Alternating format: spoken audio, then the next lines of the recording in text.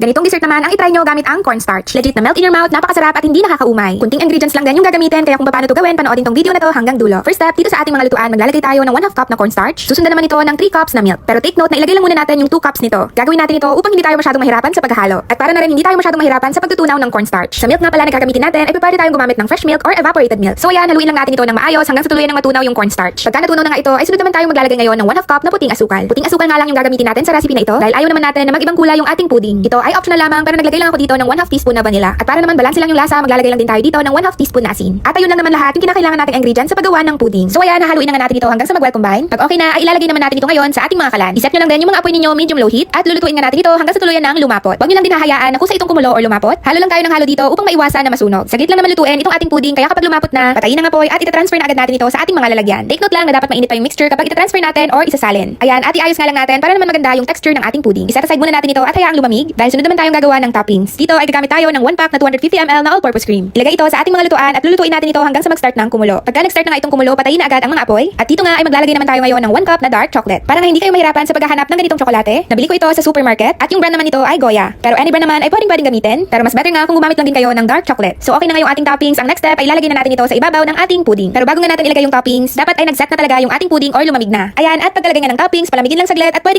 na nga natin itong tikman. Pwede nyo rin itong ilagay muna sa ref para mas mabilis lumamig. Hindi na nga ako makapag-antay, kaya ayan, tinikman ko na nga. Grabe, melt in your mouth talaga tong recipe na ito. Sure ako na magugustuhan nyo to, kaya itry nyo na.